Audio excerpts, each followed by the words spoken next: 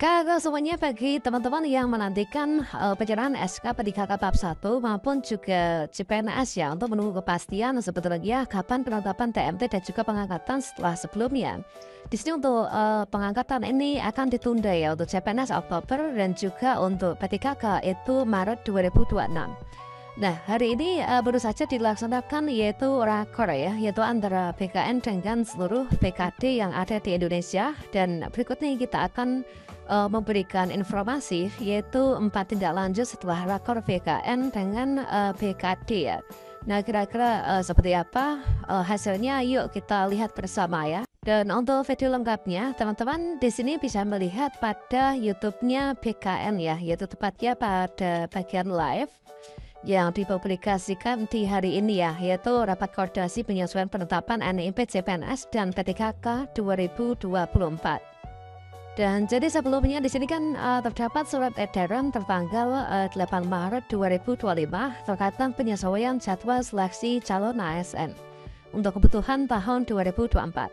Nah, kemudian tertanggal yang sama yaitu dari BKN itu mengundang seluruh PKD untuk mengikuti rapat koordinasi yang diselenggarakan yaitu tanggal 10 Maret 2025 ya, yaitu jam 9 tadi teman-teman.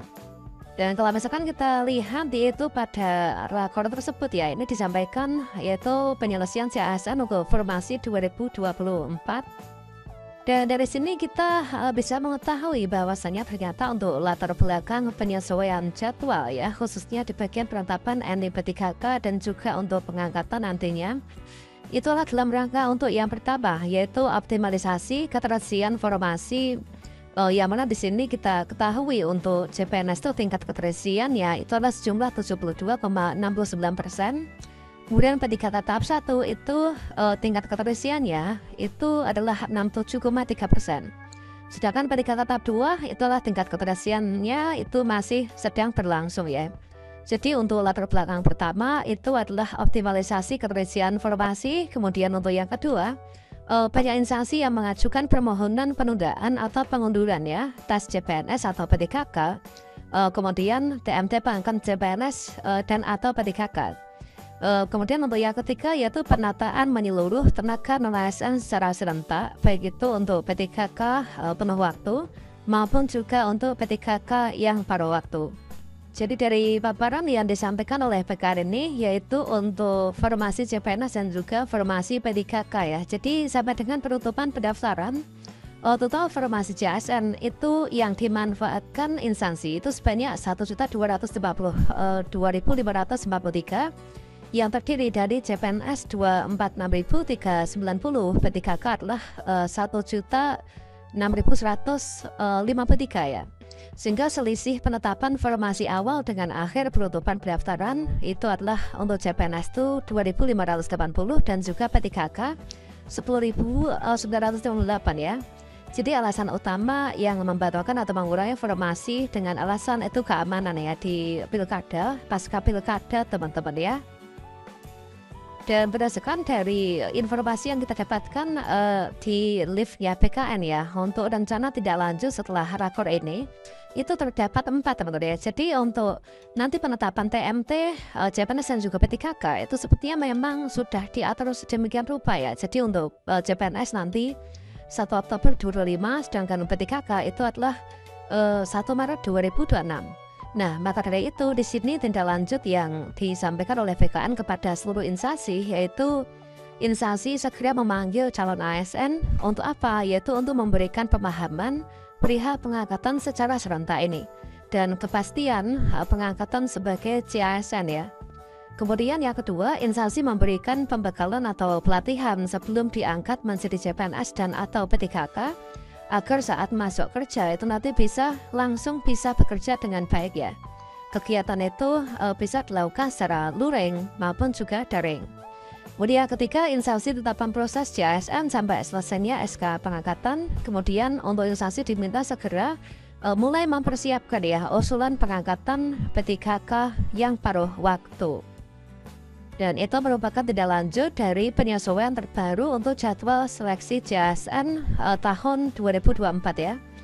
Jadi memang di sini sepertinya fix untuk nantinya yaitu untuk TMT itu nanti dilakukan penyesuaian ya, yaitu untuk CPNS itu peserta seleksi CPNS yang lulus itu diangkat menjadi CPNS TMT 1 Oktober, kemudian untuk penyerahan SK CPNS itu pada lambat 1 September. Nah, sedangkan untuk P3K di sini perlu dipahami ya, untuk yang P3K ini dikarenakan antara jumlah formasi dan juga pelamar itu kan selisihnya lumayan banyak ya. Jadi mungkin teman-teman bertanya-tanya apakah seluruhnya dari R2, R3 itu diangkat semuanya ataukah tidak? Maka tentunya tidak ya. Karena apa? Karena di sini kita mengacu pada yang pertama, yaitu peserta seleksi P3K yang mengisi alokasi kebutuhan atau formasi diangkat menjadi P3K dan melaksanakan perjanjian kerja TMT-nya 1 Maret 2026. Jadi hanya calon P3K hanya peserta yang mengisi alokasi kebutuhan atau dikatakan lulus ya. Teman-teman yang lulus di sini baik itu dari R1, R2, R3, R4.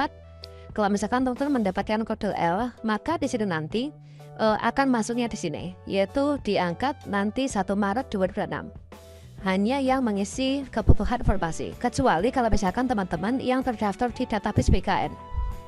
Baik itu untuk yang di sini R2 maupun juga R3 yang di sini tidak ini ya, tidak apa itu, yang tidak mengisi formasi atau tidak kebagian formasi, maka teman-teman nanti akan diupayakan untuk diangkat menjadi P3K paruh waktu ya.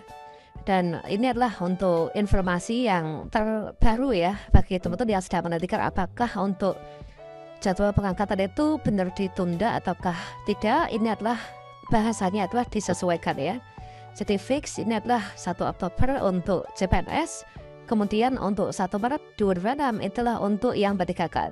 Namun untuk kabar baiknya itu adalah di sini nanti juga sekaligus dituntaskan untuk teman-teman yang diangkat P3K paruh waktu ya.